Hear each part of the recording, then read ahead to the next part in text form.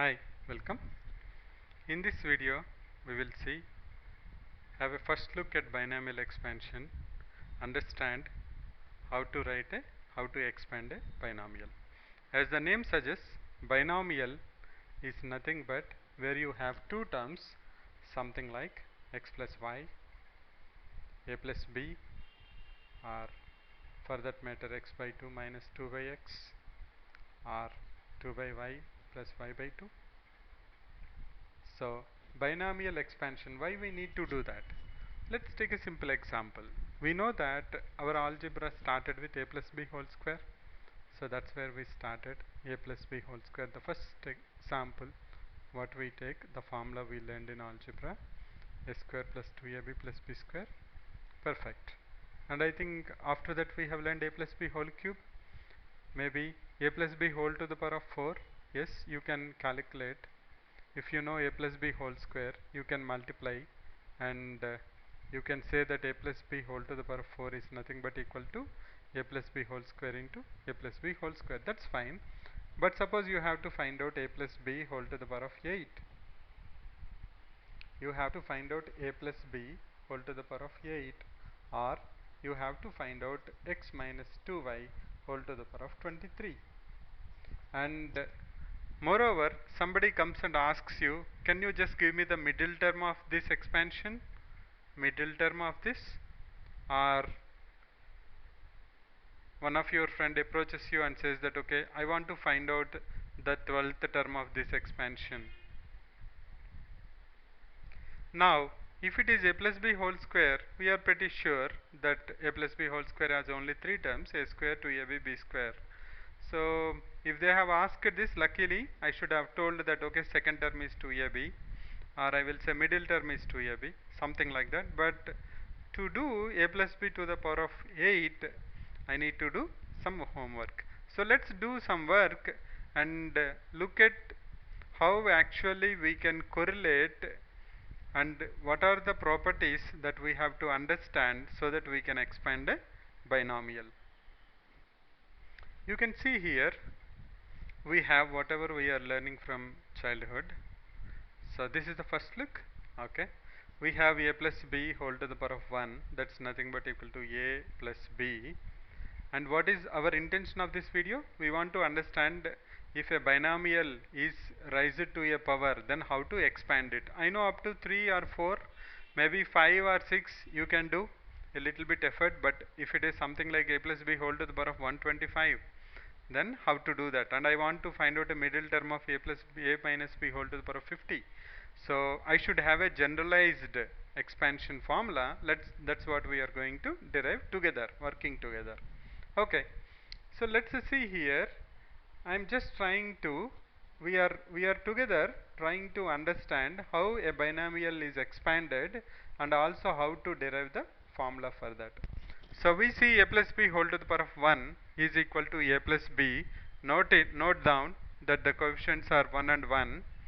Similarly, a plus b whole square equal to, we know, a square plus 2ab plus b square.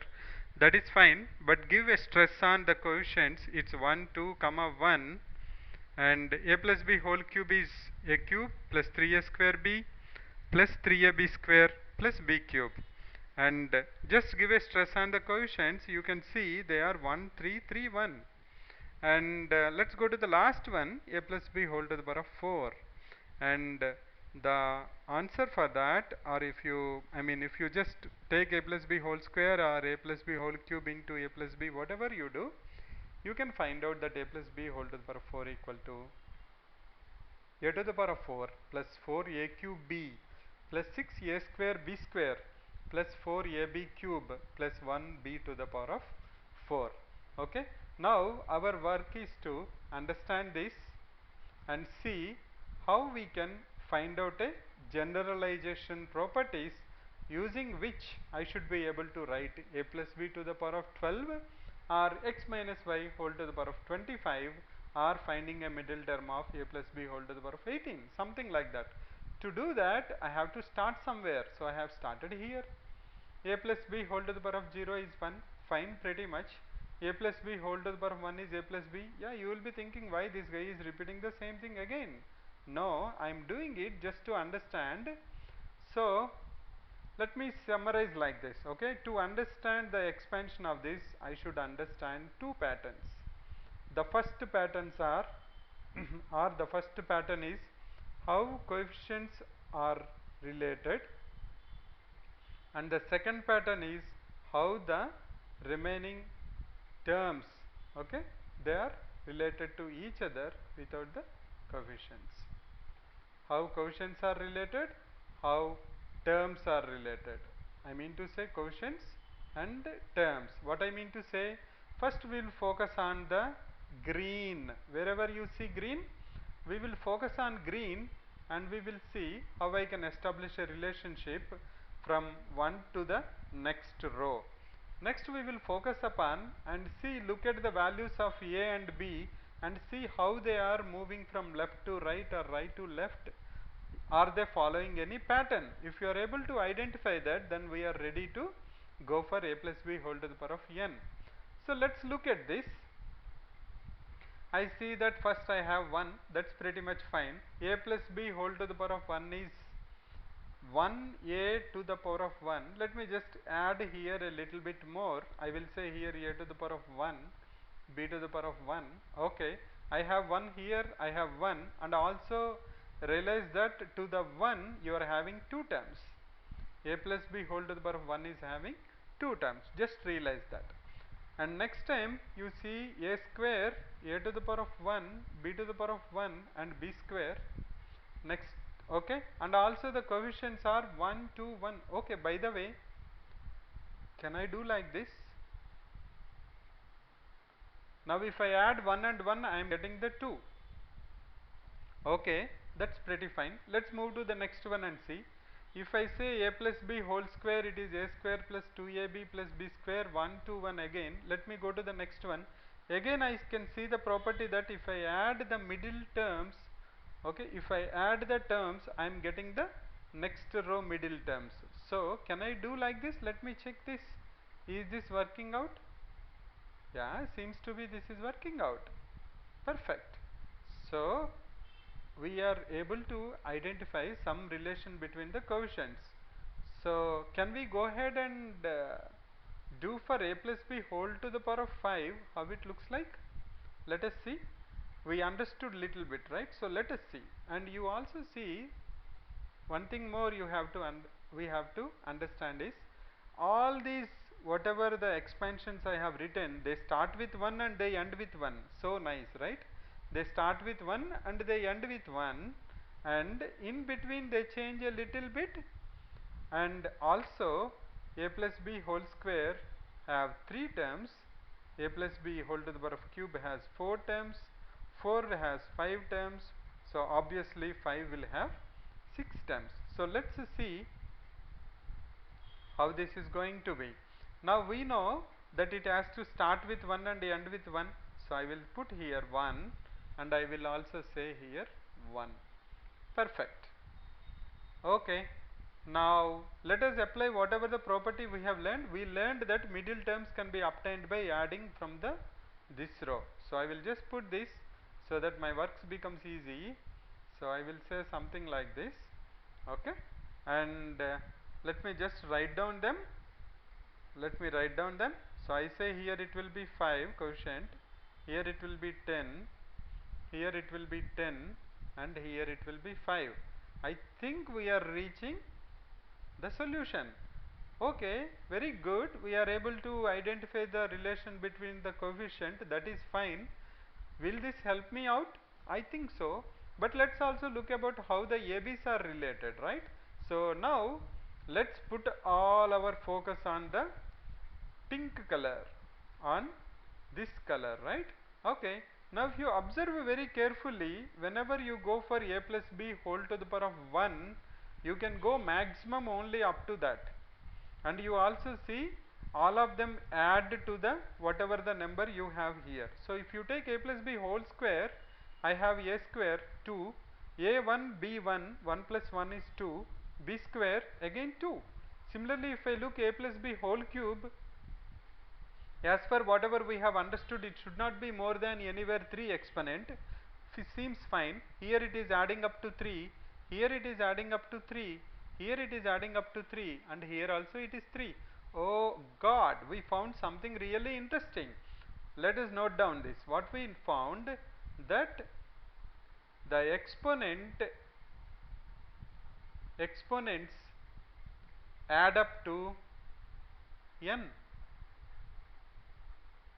So, if I go a plus b whole to the power of 4, all these exponents, here a to the power of 4, 4 fine, here 3, 1, 4, here 2, 2, 1, 3, and here 4. Perfect. This seems to be good, interesting. Let us see what else we can find out. Let us see what else we can find out. We are actually doing very good, pretty good. Okay, what we can see here more. Now we are interested in this, right? Now we just now identified that if I have a plus b whole to the power of 5, whatever the term I have right here, all of them exponents will add up to 5. So I have a very good hint to do that. Very good. Let us see how AB are behaving in this. If I take here a plus b whole square, a is starting with 2, then becoming 1, and there is no a here. What happened to the a? What happened to you? I think this is what it is, a to the power of 0. Okay, so can I say that a is going down to 0 and b is, and what is happening to b? B is increasing. Okay, so can I say a is moving from n to 0 and b is moving from 0 to n? That means as a is decreasing, b is increasing. Oh my God, this seems to be very interesting. We got something very interesting here. So let's see how we can do this. Okay, so let's check this with a plus b whole to the power of 4. A to the power of 4, fine. Now a has to reduce. A cube, a square, a, there is no a, but I know this is a to the power of 0. Perfect. Now where is my b here? B is b to the power of 0. B is increasing. b1, b2, b3, b4. Okay, now we are ready to write this. Now we identified all the properties whatever needed, we are ready for the run. Let's do that. Let us write here how this looks like. Now next to 1, as per our philosophy, I should start with a, because a is starting, a says that I am the number 1. So I will say a, and I know that exponent should be 5 max. So a to the power of 5. Now a will give a little bit place to b and says that okay, I want to know about you. So it becomes b1. Now a is becoming friends with b, a cube b square. Now a is allowing b to dominate, a square b cube. Now a is ready for the sacrifice. So a is going out. And at the end what I will have? I will have 1b to the power of 5. That means a said bye bye tata, sayonara. That's it. We got it. Seems to be interesting. Let's summarize what we have learned. Whatever we have learned are here. With respect to the coefficients, coefficients are related in such a way that the next row middle terms are nothing but sum of the earlier rows, and all these rows start with 1 and end with 1, and the max, okay, and that's about the coefficients and the terms are related. Then after that we see the exponents always add up to n. So if I say a plus b whole square, they just add up to n. And also I see that the number 1 in the expansion, that's a, decreases as it moves to the end, and the opposite guy b increases. So as a decreases, b is increasing. So now we are in a position to generalize this. So let's go ahead and try to generalize it. Okay, let's put down whatever we have learned and try to generalize this. So this is what I will say: a plus b whole to the power of n. Oh my God, can I go to n now? No, I cannot, right? Okay, let us write for a plus b whole cube and check whether it works, whatever we have learned or not. Okay, third row I know it is 1, 1, 2, 1 and 1, 3, 3, 1. Let us check for that. So first my coefficients are 1. Okay, just give me a minute. Seems to be a small problem. I'll fix it. Okay, I'll have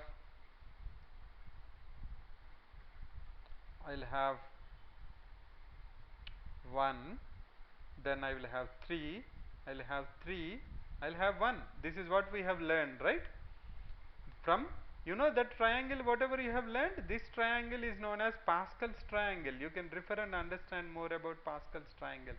This triangle is called Pascal's triangle. Okay, now what else we have learned? This is fine, the coefficients we have got. Now what about A and B are related? We know that it starts with A always.